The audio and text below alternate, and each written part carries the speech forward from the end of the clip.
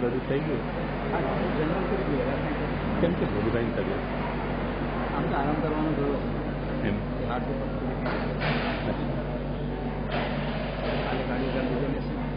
અચ્છા કાલે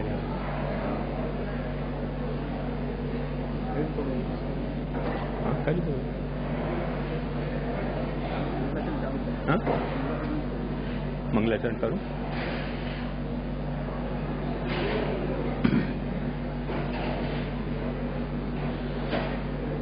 चिंता संतान हंतारो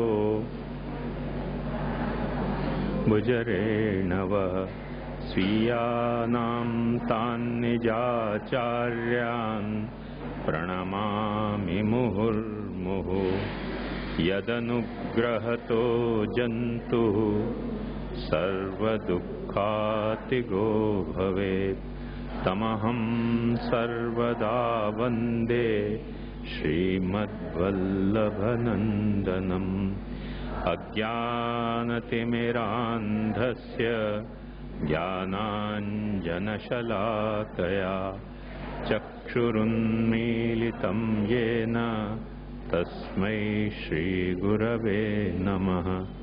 नमामि हृदये शेषे लीलाक्षीराब्धिशायिनम् लक्ष्मीसहस्रलीलाभिः सेव्यमानं कलानिधिम् चतुर्भिश्च स्त्रिभिस्तथा षड्भिर्विराजते योऽसौ पञ्चधा हृदये मम।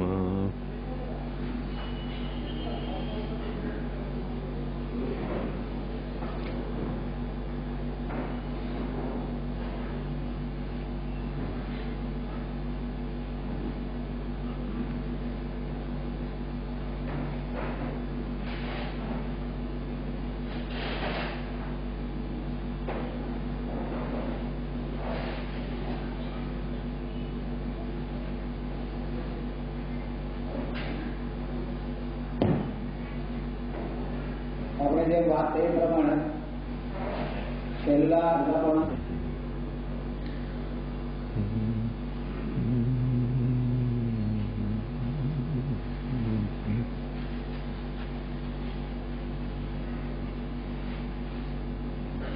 सर्वोत्तम स्तोत्र के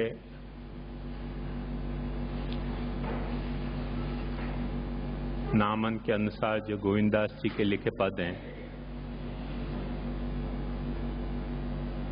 उनको गा के अपन कार्यक्रम शुरू करेंगे।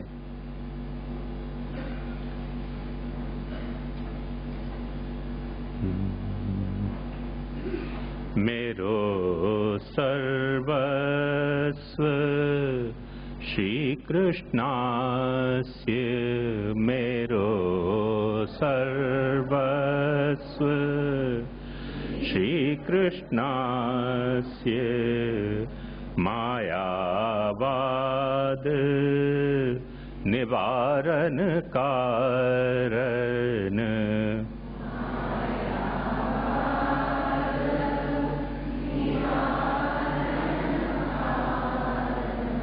कीनो है अनुभाष्य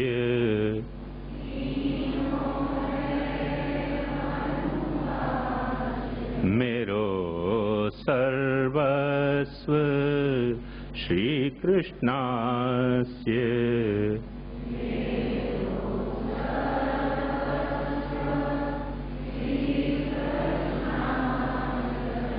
सुर नर मुनि देव कोटि 33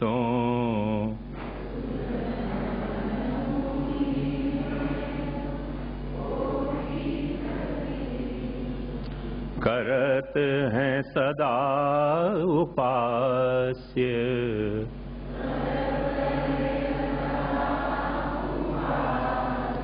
मेरो सर्वस्व श्री कृष्णास्य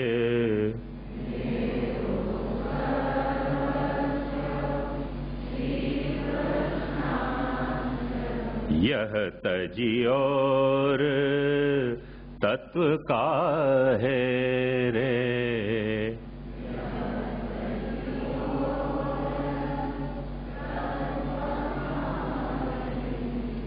माने हो ही उपहास्य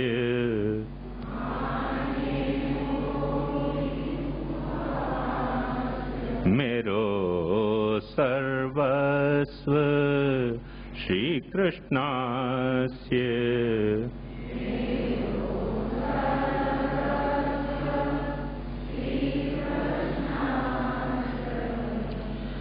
श्री वल्लभ चरण कमल सेवक जन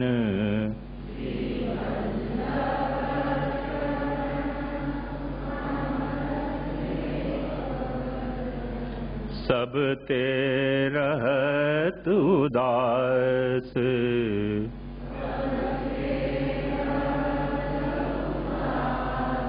मेरो सर्वस्व श्री कृष्णास्य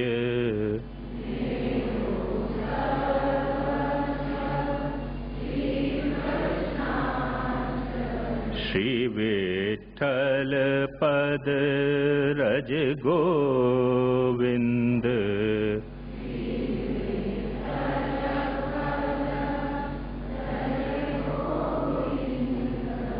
करत बहिर्मुख को जुहास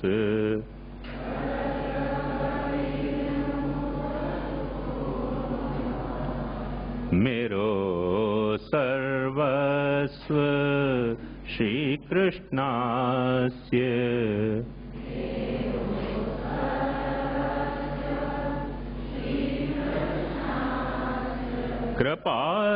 कृपानिधि कृपा करी दरस दिखायो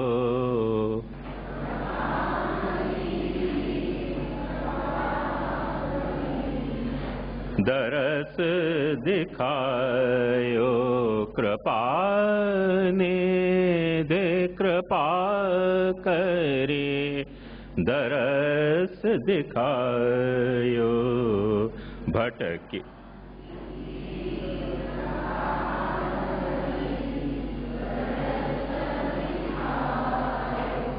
भटकी भटकी सब तीन लोक में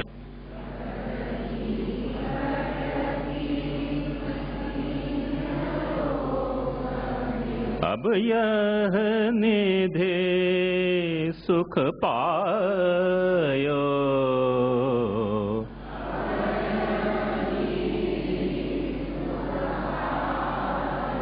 कृपा निधे कृपा करे दरस दिखायो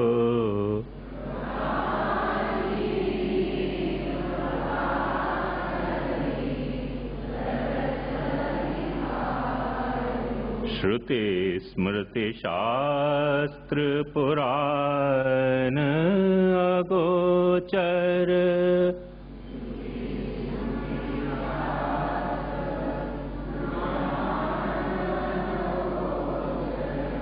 सुर नर मुनि को पार न पायो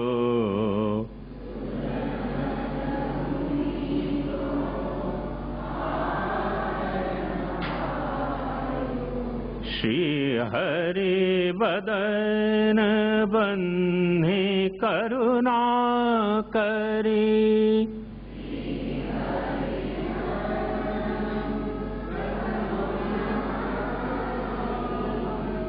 निज स्वरूप महिमा जो बतायो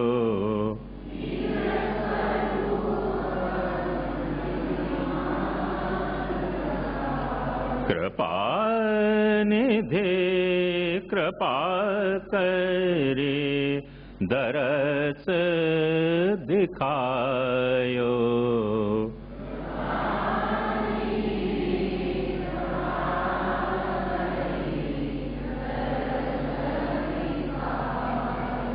षट साधन अधिकार नष्ट भय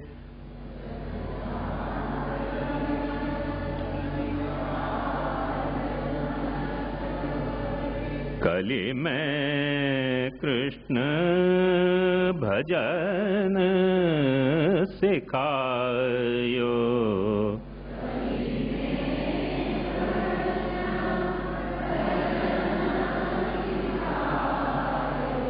यह विवेक जानी जिय अपने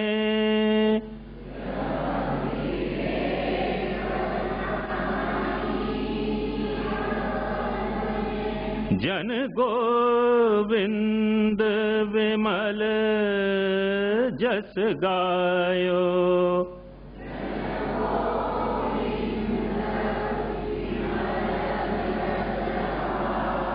कृपा निधे कृपा करे दरस दिखायो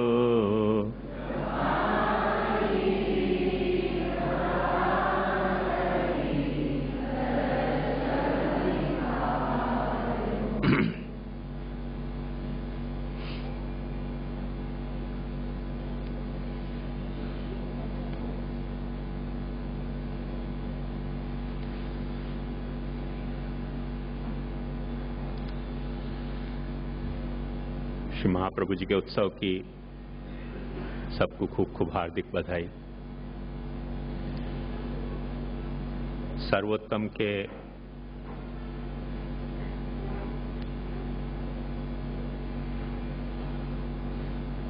तात्पर्य के अवगाहन स्वपन श्री महाप्रभु जी को उत्सव मनावे व श्रृंखला में गए साल आनंद और परमानंद इन दो नाम की विवेचना हो पाई थी।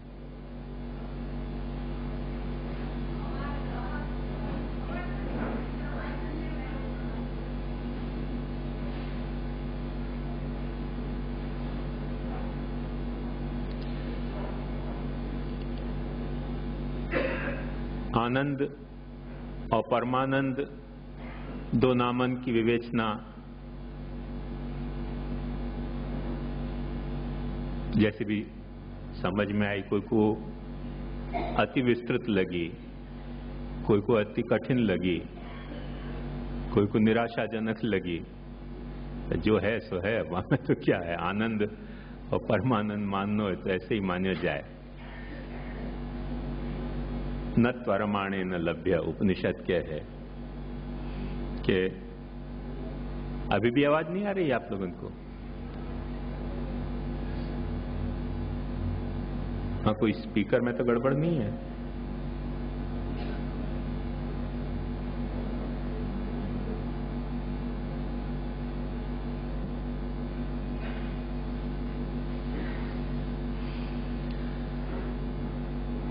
आनंद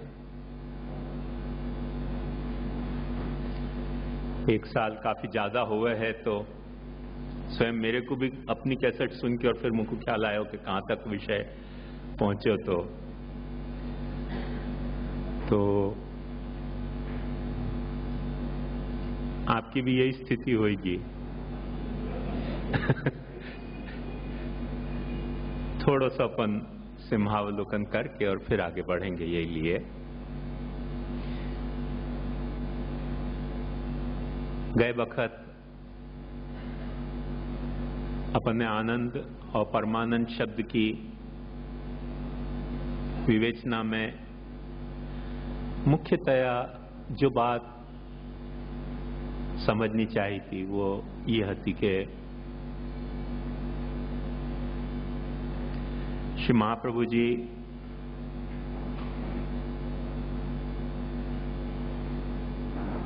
को आनंद रूप है तो कैसे है, और परमानंद रूप है तो कैसे है। वासु पहले यह आनंद और परमानंद के कई सारे संदर्भन में अपन ने तात्पर्य को समझना चाहे हो।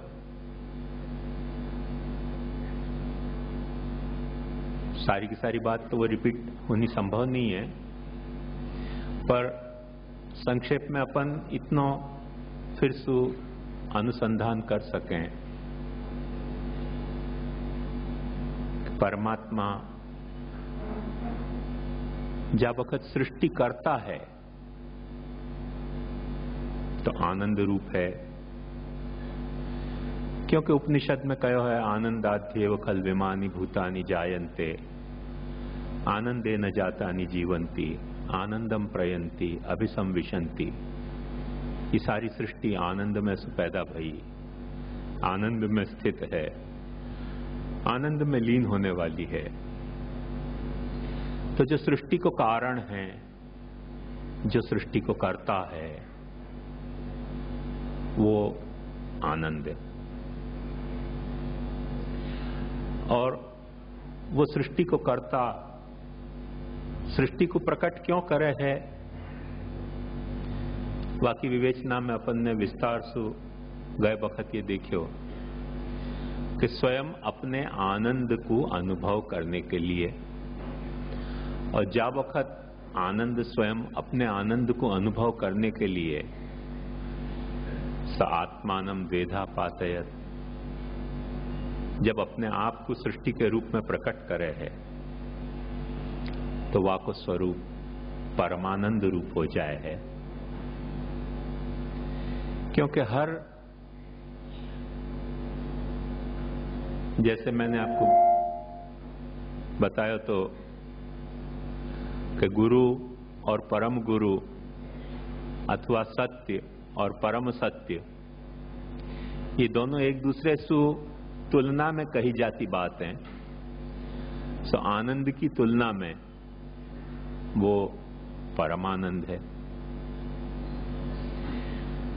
कारण क्योंकि आनंद जब अपने आनंद को स्वयं अनुभव करना चाहे, तो आनंद जब वक्त आनंद को पाना चाहे है, वो आनंद लौकिक क्षुद्र आनंद नहीं होएगा। वो आनंद से कुछ ज्यादा होएगा, तभी तो आनंद को पाना चाहेगा। अपन कोई आनंद को पाना चाहे तो जो अपने से अधिक है वह को अपन पाना चाहे, जो अपने से न्यून है वह को अपन पाना नहीं चाहे। करके वो आनंद परमानंद रूप हो जाए। सृष्टिकर्ता यदि आनंद है तो सृष्टि की लीला जो प्रकट भई, सृष्टिकर्ता का स्वरूप यदि आनंदात्मक है तो सृष्टि की लीला में विहार करने वालों परब्रह्म परमानंद रूप है। और ये वाकी परमानंद रूपता अपन समझें तो अपन महाप्रभु जी को अच्छी तरह से समझ सकें। क्योंकि यदि सृष्टिकर्ता,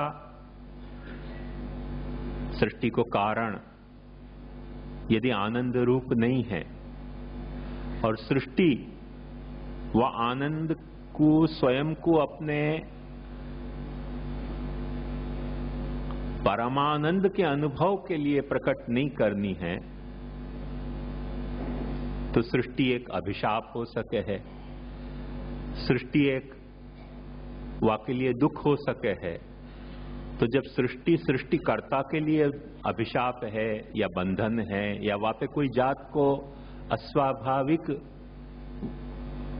वाके साथ जाति घटना है, जैसे अपन नहीं चाहें, अपन रास्ता में अपनी तरह से चल रहे हैं और अपने साथ कोई एक्सीडेंट घट जाए, तो या तरीके की कोई दुर्घटना है वाके साथ यदि सृष्टि, तो फिर परमानंद रूपता नहीं रह जाएगी। और यदि परमानंद रूपता नहीं रह गई, यदि सृष्टि एक दुर्घटना है, यदि सृष्टि कोई अभिशाप है, यदि ये सृष्टि कोई अपने कर्म बंधन सु या अपने ऊपर माया के द्वारा दिखाया गया कोई दुखद इंपोजिशन है, सुपर इंपोजिशन है, तो फिर यहां परमानंद की कोई संभावना रह नहीं जाए है।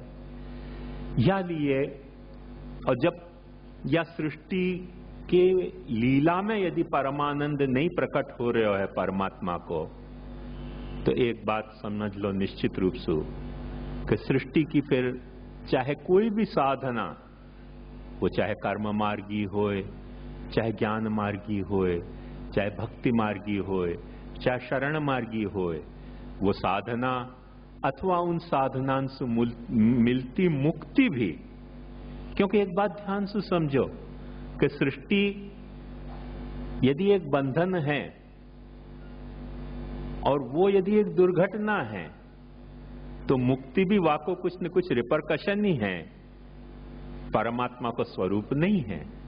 और यदि मुक्ति परमात्मा का स्वरूप नहीं है, तो सृष्टि जैसे परमात्मा पे थोपी गई है कोई बाहरी कारण, चाहे वो जीव के सुकृत दुष्कृत होए, चाहे अभी अज्ञान होए अपनो, चाहे माया होए, चाहे कोई वासना होए, तो उनके द्वारा बाहरी कारण से यदि थोपी गई बात है, तो फिर सृष्टि जो है वो यदि आनंद रूप नहीं, परमानंद रूप नहीं है, तो वह स्थिति में सृष्टि के उपायंसु, वो चाहे कोई भी उपाय हो, कोई भी धर्म के उपाय हो, कोई भी धर्म की साधना होए, मुक्ति भी फिर परमानंद रूप रह नहीं पाएगी।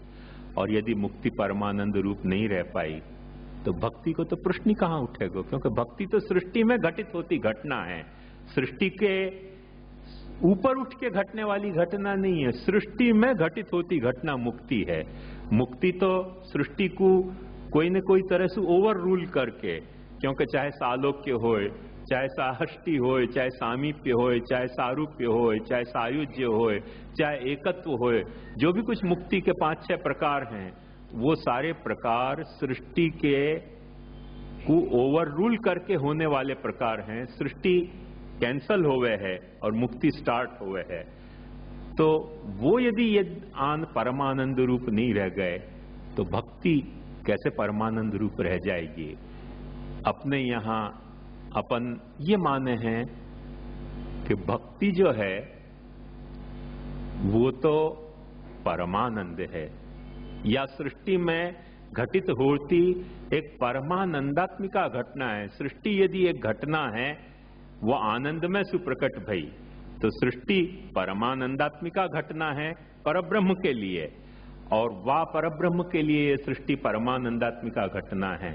तो वाह सृष्टि में यदि परब्रह्म को अनुभव कर लेंगे तो वो परमानंद की अनुभूति अपने को भी होगी। तो भक्ति भी एक परमानंदात्मिका घटना है, और वो घटना तभी हो सकेगी कि जब महाप्रभु जी को ही केवल नहीं पर परमात्मा को भी स्वरूप अपन आनंदात्मक परमानंदात्मक समझें। परमात्मा को स्वरूप आनंदात्मक, तो परमात्मा की लीला परमानंदात्मक, परमात्मा को स्वरूप जो है वो आनंदात्मक। तो एक बात समझो कि जा आचार्य चैत्य वपुषा स्वगतिम व्यनक्ति, ये जो भागवत कह है कि आचार्य के चैत्य वपुषु परमात्मा सृष्टि में अपनी गति को दिखावे है तुमको, कि मैं कैसे तुमको अनुभव हो सकूंगो। तो वो को भी परमानंदात्मक होना ही पड़ेगा। यदि वो परमानंदात्मक नहीं है तो फिर वाह आचार्य के द्वारा उपदिश्यमान अपने को अनुभूत होती परमात्मा की भक्ति भी परमानंदात्मिका नहीं रह जाएगी। या लिए आनंद और परमानंद, ये दो नाम अपन ने देखे थे, बहुत सारे संदर्भन में देखे थे। उन सब की तो विवेचना शक्य नहीं है, उनको याद दिलाना भी शक्य नहीं है। पर साथ साथ एक मोटी जो बात मैंने आपको शायद गए साल बताई थी या वाकई भी एक साल पहले बताई थी, वो फिर से याद दिलाना मैं जरूर आवश्यक समझू हूं। और वो भागवत को श्लोक के जामे भागवतकार अपने को ये बात समझावे कि सात्विकम सुखम आत्मोत्थम विषयोत्थम तु राजसम तामसम दैन्य मोहोत्थम मननिष्ठम निर्गुणम स्मृतम। क्योंकि यह जगत में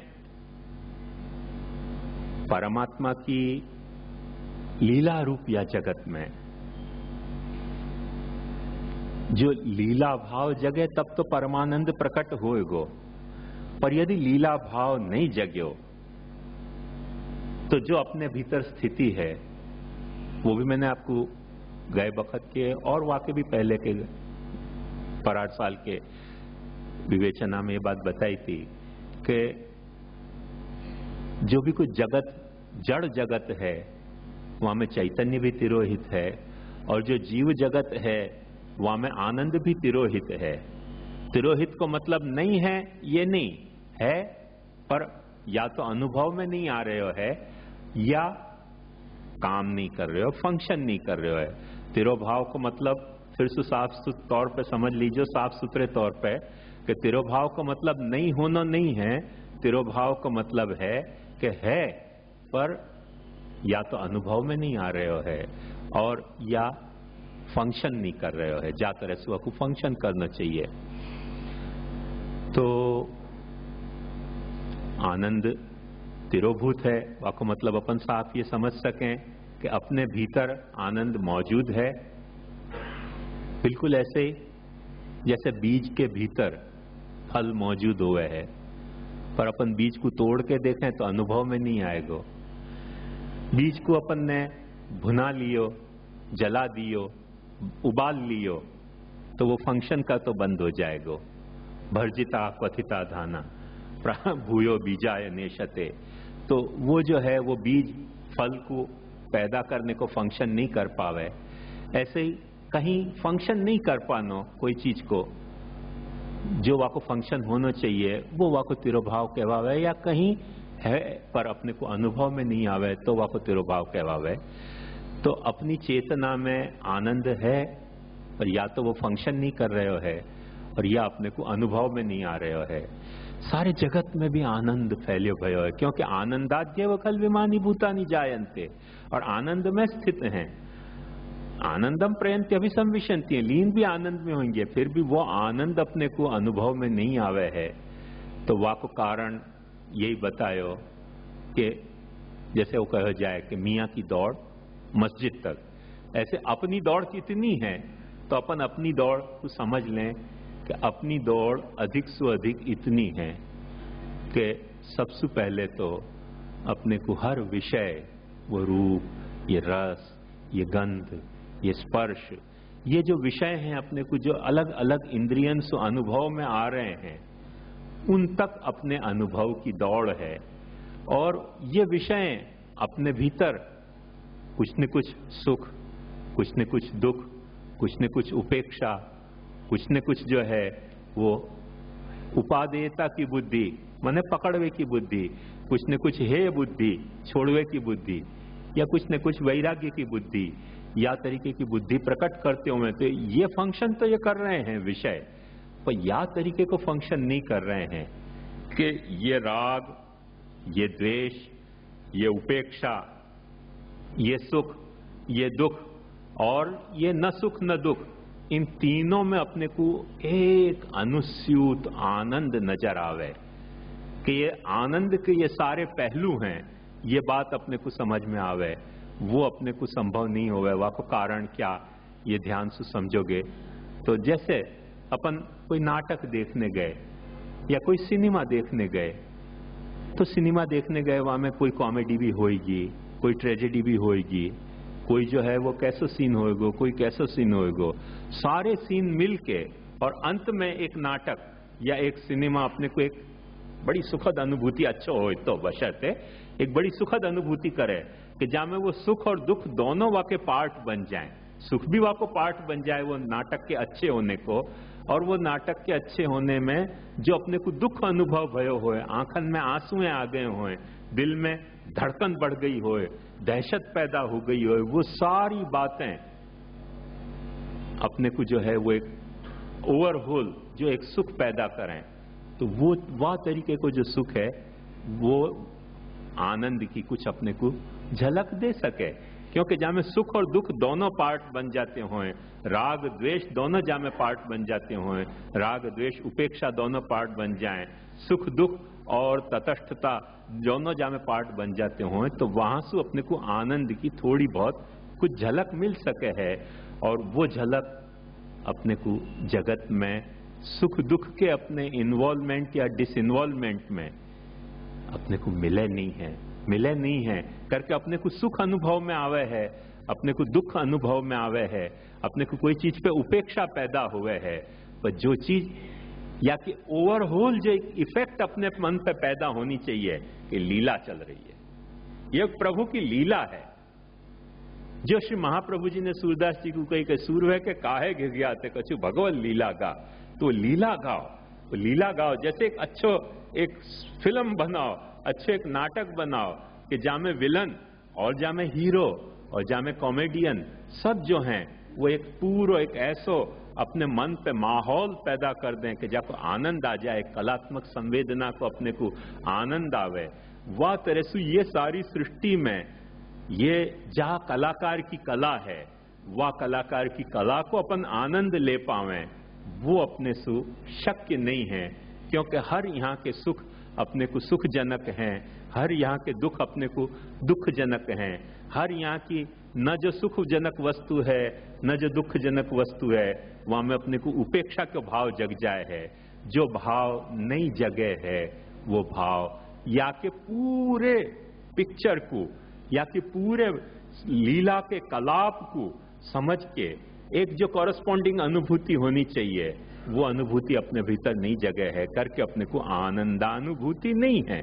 सुखानुभूति है, दुखानुभूति है, उपेक्षा की अनुभूति है, राग की अनुभूति है, द्वेष की अनुभूति है, विराग की अनुभूति है, पर इन सब में आनंद और ऐसो भक्ति की अनुभूति नहीं है। तो नहीं है करके क्योंकि अपनी दौड़ इतनी सी है कि जो सुख है वहां में अपनी दौड़ है, जो दुख है वहां से अपनी दौड़ है, जो विराग है वह को अपन विरक्त होके देख रहे हैं, उपेक्षा की अपनी सामर्थ्य है, पर इन सब विविधता में एक अनुस्यूत जो एक जैसे पूरी स्टोरी में एक लाइन अनुस्यूत हो गए, ग्रेजुअली स्टोरी डेवलप होती चली जाए और क्लाइमैक्स आवे और अपने को मजा आवे कि वाह बहुत आंख में आंसू आए, बड़ा डर लगे और टिटैनिक पिक्चर चल रही है ना, वो डूब जाए तब मजा आ जाए। लोग कितना जा रहे हैं, 400 400 200 200 की कह रहे हैं कि टिकट बिक रही हैं, तो कितना मजा आ रहा है। तो ये बात सोचो कि देख डूब रहे हो, तुमको डूबने में मजा आएगी। अपन जा स्टीमर में बैठे हो, वो स्टीमर या तरह से डूब रही है तो मजा आएगी। अरे वाकई एरिया के आसपास नहीं जाएगा कोई, पर वो क्योंकि वो नाटक है, नाटक में वो डूबने को जो दुखद सीन है वो भी मजा दे रहे हो करके लोग 400 रुपया की टिकट ले लेके भी जा रहे हैं। या को मतलब कि वो डूबने को सीन को जो करुणा है और जो वहां में जो भी कुछ सीन है पता नहीं क्या क्या है, तो वो सारी की जो है वो एक आनंद की अनुभूति जैसे कभी ये सारे ब्रह्मांड को अपन या तरह की एक लीला के रूप में कभी ले पाएंगे। बहुत ज्यादा बड़ी डिमांड नहीं है, बहुत छोटी सी डिमांड है कि देखो ध्यान समझो कि जैसे एक पिक्चर देख रहे हैं अपन टिटैनिक, ऐसे वो गब्बर सिंह कौन से एक पिक्चर आया तो हाँ? शोले, शोले, हाँ, तो वो शोले अपन जैसे देखते थे ऐसे कभी या ब्रह्मांड को अपन देख पाएंगे कि या को सुख या को दुख या कि मारा मारी या में होते भय प्रेम, सबको एक ओवरहोल अपने पे इफेक्ट यहाँ हुआ कि वाह बहुत मजा आई, बहुत जोरदार बात थी, क्या लीला है प्रभु की। बस ये भाव जगी ना तो परमानंद को अनुभव होएगो। और जा वक्त एक आध पंच पड़े और अपने को रोनो आ गयो तो मतलब वो भाव नहीं जगो, वो भाव नहीं जगो मतलब अपन को सुख अनुभव हो रहे है, अपने को दुख अनुभव हो रहे है, अपने को विराग को अनुभव हो रहे है और अपने को आनंद को अनुभव नहीं हो रहे है। तो महाप्रभु जी के सारे साधना प्रणाली परमात्मा की भक्ति में आनंद और परमानंद को बड़ो सिग्निफिकेंट रोल है। ये बात अपन ने गए वक्त तक बहुत विस्तार से देखी और समझनी चाहिए। फिर भी कोई तकलीफ हो तो आप पूछियो, आज भी अपन प्रश्नोत्तर तो करने ही वाले हैं। तो मैं आपको ये बात बता रहा हूं कि वो जो अपनो जो सुख है वो विषयोत्थ सुख है। ये विषयोत्थ मने रूप रस गंध स्पर्श शब्द से पैदा होते जो सुख हैं वो सारे सुख अपने राजस सुख हैं। और विषय में अपन नहीं स्थित होना चाहे तो एक पॉसिबिलिटी वाकई है कि विषय सुख नहीं लेंगे तो अपन आत्म सुख लेंगे, माने सारे विषय में सु विरक्त हो जाएंगे। सारे विषय सु जो सुखजनक विषय है, जो दुखजनक विषय है, उन सारे विषयन सु अपन जा वक्त विरक्त हो जाएं और अपन अपने आप में स्थित हो जाएं, तो वो अपने आप में स्थित होने को जो सुख है वो सात्विकम सुखम आत्मोत्थम भागवतकार अपने को समझावे कि या तरह सु स्वयं अपने आत्मा सु पैदा हो तो उत्थित हो तो जो सुख है वो सात्विक सुख है। पर ये तो कौन को होवे है, कौन को होवे है। आत्म सुख होना बहुत कठिन बात है, बहुत कठिन बात है। नॉर्मली जो तीसरी है तामसम दैन्य मोहोत्थम, एक तामस सुख और है। राजस सुख का क्या, तो अपन ने देखियो कि राजस सुख मने विषयंसु मिलतो सुख। अच्छे रूप को अपन देख रहे हैं, अच्छे रूप अपने को प्रिय लग रहे हो है, अच्छो रूप प्रिय लग रहे हो है, वासु जो सुख मिलियो वो राजस सुख है। अच्छो स्वाद अपन ले रहे हैं मठड़ी को मोहनथाल को, तो वासु जो सुख मिल रहे हो है वो सुख राजस सुख है। अच्छो कोई गीत सुन रहे हैं, वासु जो कान को मिलतो सुख है वो विषय सुख है, वो राजस सुख है। तो अच्छी एयर कंडीशन चल रही है, ऐसी के प्रवचन सुनते भी नींद आ जाए, तो वो सब जो सुख हैं वो सारे राजस सुख हैं। तो राजसम विषयोत्थन तो राजसम वो राजस सुख हैं। वाको अपोजिट आत्मोत्थ सुख सात्विक सुख है। पर एक जो तीसरा सुख है वो बड़ा खतरनाक सुख है कि न तो विषय को सुख ले पावे आदमी और न आत्मा को सुख ले पावे। आत्मा और विषय के बीच में, ये आत्मा और विषय के बीच में जो कंटिन्यूअस एनकाउंटर चले, जैसे गुंडान को और पुलिस को एनकाउंटर चले ना और कोई डिशुम डिशुम कर दे, तो वह डिशुम डिशुम में भी एक सुख है। तो वह तरीके के विषय के साथ जो आत्मा को एनकाउंटर चल रहा है, वह एनकाउंटर में अपने भीतर या तो दैन्य पनप जाए, या तो मोह पनप जाए, या तो काम पनप जाए, या तो क्रोध पनप जाए, या तो लोभ पनप जाए। काम, क्रोध, लोभ, मोह, मद, मात्सर्य, ये जो सारी वृत्तियां अपनी पनप रही हैं, आदमी को एक बात ध्यान से समझो कि विषय को इतना आनंद नहीं आवे जितना इन वृत्तियों को आनंद आवे है। ये वृत्तियां अपनी हैबिट है, ये बात को ध्यान से समझियो। हैबिट को अपने को ज्यादा आनंद आवे। जैसे बच्चा को, मैं अक्सर ये बात उदाहरण में गए वक्त भी या पहले भी आपको कभी समझा चुके होंगे कि बच्चा जब माँ को दूध पीतो हुए और सहसा वह कुछ शक्कर मिला के दूध पियाओ, तो बच्चा को शक्कर को दूध भी नहीं भावे जैसे माँ को दूध भातो है, क्योंकि हैबिट नहीं है वह को शक्कर खाने की। पर जब थोड़ा थोड़ा चमचा में देना शुरू करो, धीरे धीरे फिर एक मौका ऐसा आएगा कि माँ को दूध फीको लगने लगेगा, क्योंकि वहां में शक्कर नहीं है। माँ के यार तू मेरे दूध से पैदा भयो, वो कि नहीं फीको है दूध। तो सोचो माँ को दूध फीको हो जाए, ये कैसे पैदा भयो? माँ के दूध में फिकास कहां से आई? तामसम दैन्य मोहोत्तम। अपने को शक्कर की आदत पड़ गई, शक्कर की आदत पड़ गई करके माँ को दूध भी, जो बच्चा के लिए सबसे ज्यादा पोषक, सबसे ज्यादा स्वास्थ्यकारी, सबसे ज्यादा सुपाच्य, सबसे अच्छे में अच्छो दूध साइंटिफिकली भी मान्य जाए, वो दूध भी बच्चा को फीको लगने लगे है। या को कारण दूध में कोई कमी है? नहीं। बच्चा में कोई कमी है? नहीं। बच्चा अपना ही बच्चा है, हैबिट बदल गई। जैसे पुष्टि मार्गियन की हैबिट बदल गई कि मठड़ी पसंद आवे, ठाकुर पसंद नहीं आवे, हैबिट बदल गई। तो ये जो है वो तामसम दैन्य मोहोत्तम। उनको को घर में सेवा कर, बोले ना घर में सेवा में वो मजा नहीं आवे, इतनी मठड़ी कहां से भोग धरे, ये मंदिर में 56 भोग में आवे। तो हैबिट वो लार टपके ना, टप टप करके, तो वो हैबिट पड़ जाए ना, वाको फिर जो सुख है वो सुख तामस सुख है। ये बात ध्यान से समझो, तामसम दैन्य मोहोत्तम। ये जो मोह पैदा हो जाए, बहुत सारी हैबिट अपने को हो जाए, उन हैबिट्स के कारण आदमी न तो विषय को सुख ले पावे और न अपने आप को सुख ले पावे।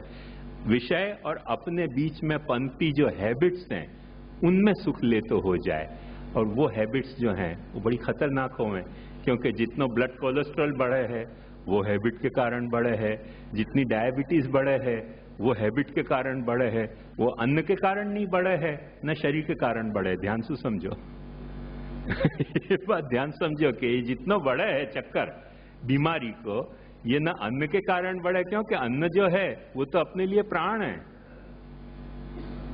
अन्न तो अपने लिए प्राण है, अन्न के बिना अपन जी नहीं सकेंगे। तो अन्न के कारण नहीं बढ़े है, अपने खाने के कारण नहीं बढ़े, क्योंकि खाने में भी अपन वह हिसाब से खाते हो तो काय को बढ़े।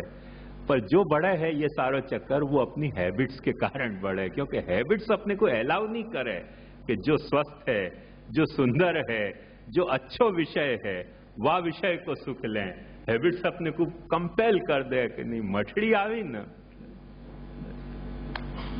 फिर अपने को लालच ऐसी जग जाए कि छोड़ो ना सेवा, मठड़ी जहां मिलती हो ત્યાં ચાલો।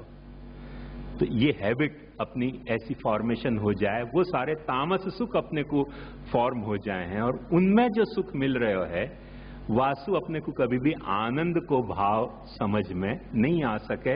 ये भागवतकार बतावें, क्योंकि आनंद को भाव समझने में थोड़ी डिफिकल्टी है। आनंद को भाव समझने के लिए अपने को थोड़ी बहुत झलक मिल सके तो सात्विकम सुखम आत्मोत्थम सु थोड़ी बहुत झलक मिल सके, सो भी पूरी झलक तो नहीं मिलेगी। ये बात गए वक्त भी मैंने विस्तार से कही थी, पर ये बात फिर से दोहराने की आवश्यकता ये है कि अभी जो आगे नाम आएंगे वो या की कंटिन्यूटी में आएंगे। और या की कंटिन्यूटी में आएंगे। तो ये बात आप फिर से ध्यान रखिए, सूत्र को पकड़ के चलोगे ना तो आगे के सारे नाम सरल हो जाएंगे, नहीं तो फिर आगे के नाम को समझने में कुछ कुछ तकलीफ खड़ी हो सके अपने को। सो अपन ने ये बात समझी कि दो बात, एक तो मननिष्ठम निर्गुणम स्मृतम, पर ये जो है ये एक एक सुख है, ध्यान से समझो। विषय को सुख एक सुख, या एकदम बॉटम लेवल से स्टार्ट करें तो अपनी जो वृत्तियां हैं, अपनी वृत्तिंसु तामसी वृत्तिंसु मिलते जो अपने को सुख, वो एक सुख, वो बॉटम के लेवल पे की बात है। वासु आगे की बात राजस सुख विषय सुख की, वासु आगे की बात सात्विक सुख आत्म सुख की। इन तीनों सुखन को पूरा एक टोटल ब्रह्मांड है। सुख को यदि कोई ब्रह्मांड अपन खड़ो करें, देखो बात ध्यान से समझियो, मैं गंभीर बात आपको कहना समझाना चाह रहा हूं कि ये एक पूरी सुख, तीनों सुखन की एक टोटल लिटी अपन क्रिएट करें। वाह टोटलिटी को देखने में थोड़ा बहुत अपने को दृष्टि पंथ है, थोड़ी बहुत अपनी बुद्धि पंथ है, थोड़ा बहुत अपने को हृदय पंथ है, तब जाके थोड़ी बहुत आनंद की झलक अपने को मिल सके है। एग्जैक्टली वही तरह से जो मैंने बता दिया कि फिल्म में कोई घटना जो है वो ट्रेजेडी होएगी, कोई घटना कॉमेडी होएगी, कोई कुछ होएगी, वो सारों पिक्चर देखने के बाद एक आनंद आ जाए है। ऐसे ये त्रिविध सुख अथवा वाइसे वर्षा त्रिविध दुख, इन सब की टोटलिटी को देखने को मादा अपनी आंखन में पनप है, अपने हृदय में पनप है, अपने बुद्धि में पनप है, तो आनंद की थोड़ी बहुत अपने को झलक मिल सके। मन निष्ठम निर्गुणम स्मृतम, क्योंकि एको हम बहुश्याम प्रजायेय तदैक्षत बहुश्याम प्रजायेति, वो एक आनंद इन विविध सुखन में परिणत भयो है।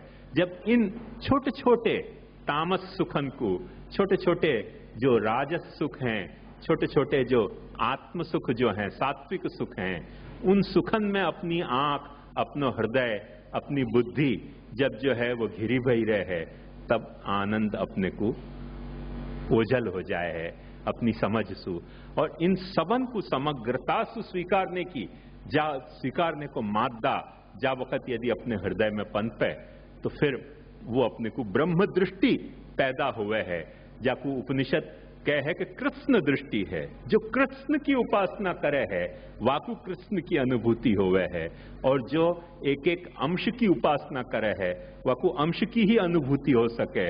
और अंश जो है वो अपनी इन आंशिकतांशु घिरो भयो है, वो या तो सात्विक है, या तो राजस है, या तो तामस है। पर ये सत्व रज तम तीनों गुण मिलके जो एक जो होल सुख है, वह सुख को यदि अपन या की टोटलिटी को देख सकें, होलिस्टिक अप्रोच यदि अपन कुछ एडॉप्ट कर सकें, तो अपने को आनंद की थोड़ी सी झलक फिर मिलनी शुरू होगी। जाकू भागवतकार कहे हैं मन निष्ठम निर्गुणम स्मृतम करके महाप्रभु जी या बात को समझाने के लिए निबंध में सबसे पहले ये समझावे हैं कैसो ब्रह्मेति परमात्मेति भगवान इति शब्दते त्रितये त्रितयम वाच्यम क्रमेणैव मयात्रहि। बहुत सुंदर ये श्लोक बहुत भागवत के व्याख्याकारन ने उद्धृत कियो है। बहुतन ने यहाँ पे बहुत कुछ लिखियो भी है, अच्छो भी है, नई बात अच्छो नहीं ऐसी बात नहीं है, पर महाप्रभु जी की बात या के पीछे एक विलक्षण है, और वो महाप्रभु जी की बात को वैलक्षण्य थोड़ा अपने को समझना पड़ेगा, तब अपने को आगे की बात सारी सरल होगी। और वो वैलक्षण्य महाप्रभु जी ये कह रहे हैं कि ब्रह्मेति माने वेदांते च स्मृतौ ब्रह्मलिंगम भागवते तथा ब्रह्मेति परमात्मेति भगवान इति शब्दते। तत्व एक है, देखो कंफ्यूज मत करियो, तत्व एक है, और वह एक तत्व के वा एक तत्व को कोई एक पहलू ऐसो पहलू है जा पहलू को ब्रह्म कहो जाए है। वा एक तत्व को कोई एक पहलू ऐसो पहलू है जा पहलू को परमात्मा कहो जाए है। तत्व एक है तो वा तत्व को कोई एक पहलू ऐसो है कि वह को भगवान कहो जाए है। और महाप्रभु जी ये कहे हैं कि उपनिषद यदि भगवान को भी वर्णन करेगो, यदि परमात्मा पहलू को भी वर्णन करेगो, तो उपनिषद को मूल मुद्दा आपको ब्रह्म पहलू समझाना है। ये बात ध्यान से आपके ओझल नहीं होनी चाहिए। यदि ये बात आपके ध्यान में रहे तो उपनिषद आपको समझ में आवे। और उपनिषद में आप भगवान खोजने गए तो भगवान तो गयो और ब्रह्म भी हाथ में से जाएगो। ये बात ध्यान से समझो। उपनिषद में यदि आप भगवान खोजने गए तो भगवान तो गयो ही। यो ध्रुवाणी परित्यज्य ध्रुवाणी निषेवते ध्रुवाणी तस्य नश्यन्ति अध्रुवम नष्टमेव च। तो वहां यदि आपने भगवान खोजना चाहो तो भगवान तो हाथ में आएगो नहीं और ब्रह्म और हाथ से चले जाएगो। सो उपनिषद जा वक्त भगवान को भी समझाएगो तो वो ब्रह्म तरीके समझाएगो, वो परमात्मा वाले पहलू को भी समझाएगो उपनिषद तो ब्रह्म तरीके समझाएगो। और महाप्रभु जी यह बात को समझाए हैं अपने को, जो बड़ी विलक्षण बात है। सबन ने यह श्लोक पे व्याख्यान किए ऊपर जाकू सूझे वाकू सूझे, ऐसे श्री महाप्रभु जी को ये बात सूझी है करके महाप्रभु जी अपने को समझा रहे हैं कि गीता यदि ब्रह्म के बारे में भी अपने को कुछ समझा रही है तो परमात्मा पहलू समझा रही है ब्रह्म को। अब गीता में यदि आपने भूले चुके ब्रह्म खोजना चाहे ना तो ब्रह्म तो मिलेगा से नहीं मिलेगा, परमात्मा और हाथ से जाएगा। सो जब गीता को समझना हो तो एक बात सावधानी बरतनी चाहिए कि वहां ब्रह्म होए चाहे कृष्ण होए चाहे जो होए, हर चीज को वहां भगवान होए, हर चीज को पारमात्मिक पहलू वहां समझाना अभिप्रेत है गीताकार को। सो परमात्मेति ब्रह्मेति परमात्मेति। और फिर महाप्रभु जी कह रहे हैं भगवान इति शब्दते, वाही तत्व को, तत्व वो है, वो तत्व नहीं बदल रहे है। यही ब्रह्म यही परमात्मा को जो भगवान होने को पहलू है वो अपने को भागवत समझावे है। तत्व वो को वो कायम है, तत्व नहीं बदल रहे है। ब्रह्म को भागवत में आपने ब्रह्म खोजना चाहो, जैसे बहुत सारे टीकाकार पर्टिकुलरली अपन श्रीधर को कह सकें, और कई टीकाएं हती जो लुप्त हो गई पर नेचुरली समझ में आ सके के बात कि उनने भी वही तरह से समझाए होएगो। तो चित्सुक हतो और भी हते, तो कईयन ने भागवत पे भगवान भागवत में खोजने के बजाय ब्रह्म खोजनो चाहो, और फिर पाछी बात वही हो जाए कि भगवान तो उनको गयो, ब्रह्म भी उनके हाथ से गयो। सो भागवत में अपने को ब्रह्म नहीं खोजना है, वहां ब्रह्म भी यदि वर्णन है तो वह ब्रह्म की भगवत्ता अपने को समझने को प्रयास करना चाहिए कि ये ब्रह्म भगवान कैसे है, ये बात समझने को प्रयास करना चाहिए। तब तो वहां ब्रह्म भी समझ में आ जाएगा।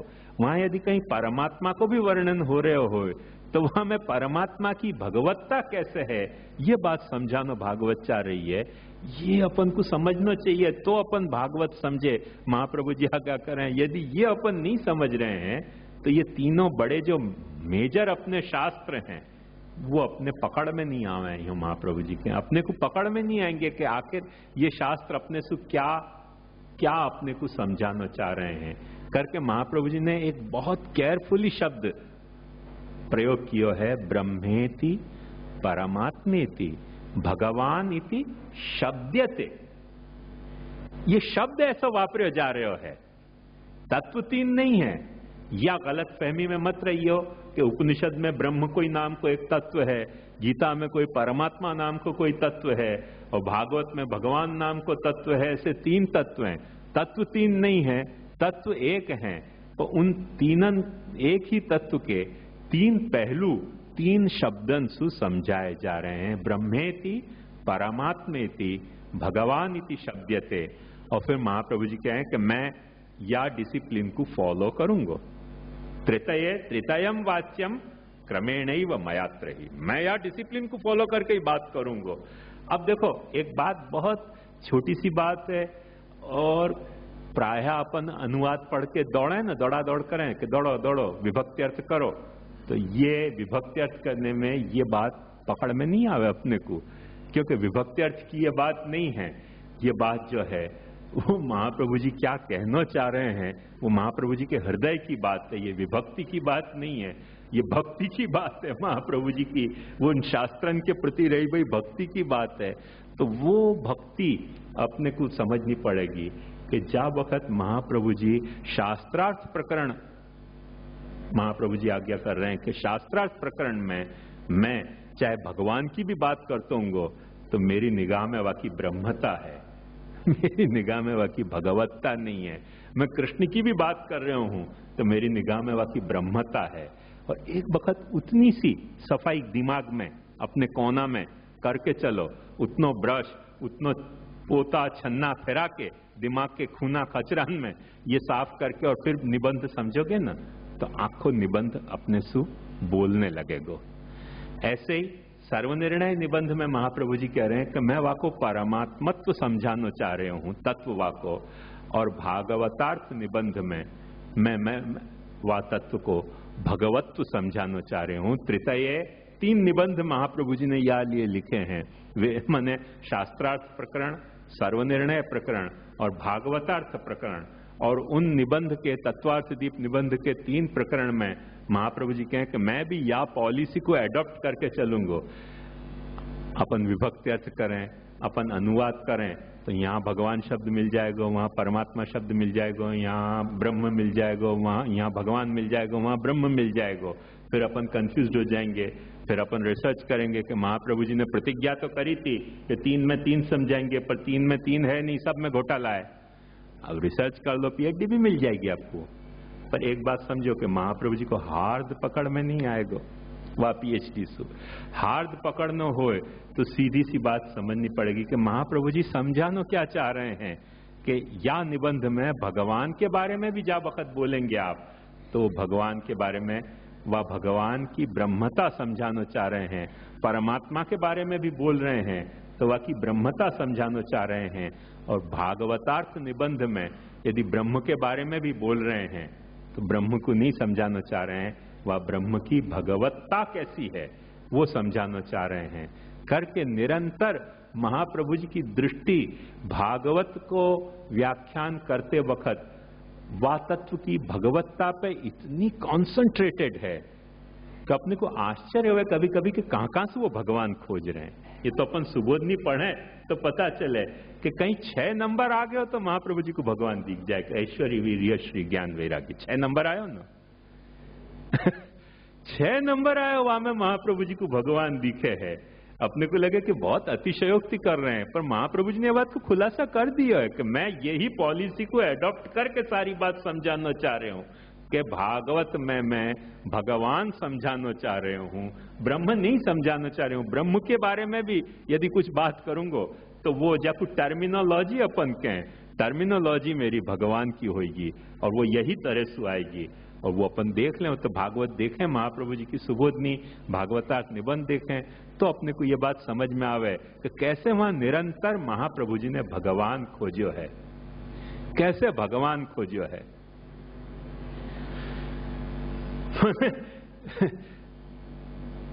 एक देखो ध्यान से समझो बात, एक उदाहरण के तौर पर मैं बता रहा हूं कि बहुत करके द्वितीय या तृतीय स्कंध को वचन है, वहां में ऐसे भागवतकार के हैं कि इदम ही विश्वम भगवान इवेतर, ये विश्व भगवान है। अरे कितने बड़ा घोटाला हो गया, अपने महा सिद्धांत के हिसाब से कितना बड़ा घोटाला हो गया। ये बात ध्यान समझो कि यदि ये विश्व भगवान है तो या विश्व में ऐश्वर्य वीर यश श्री ज्ञान वैराग्य प्रकट दिखने चाहिए। अब इदम ही विश्वम भगवान, ये भगवान के अर्थ में नहीं है, ब्रह्म के अर्थ में बात है। पर महाप्रभु जी और भागवतकार दोनों वहां क्योंकि भगवान की प्रतिज्ञा लेकर चले ना करके वहां ब्रह्म को भी भगवान शब्द सु ही व्यवहृत कर रहे हैं। इदम ही विश्वम भगवान। और फिर महाप्रभु जी कहेंगे अच्छा भगवान आयो न, या लिए इदम ही विश्वम भगवान इव, और भगवान आयो न, या लिए महाप्रभु जी वहां से डिराइव कर रहे हैं कि अच्छा आप घबराने की कोई बात नहीं है, इदम ही विश्वम भगवान इतर। अब यदि उपनिषद की अपन दृष्टि स्वीकार करके चलें, ये देखो गंभीरता से सुनोगे, नहीं समझ आए तो पूछ लीजिए मेरे से, बिल्कुल संकोच मत करियो, मैं फिर भी समझाऊंगा। पर ग्रंथक ग्रंथि की बात में खाली आपको समझा रही हूं कि ग्रंथक ग्रंथि क्या चीज का नाम है। ग्रंथ ग्रंथि माने महाप्रभु जी के वचनन में आती वही गांठ है, जी गांठन को अपने को, जिन गांठन को अपने को खोलनी पड़ेगी समझने के लिए, वचनन में लगी वही गांठ है। तो उन गांठन को समझो, ग्रंथक ग्रंथिन को,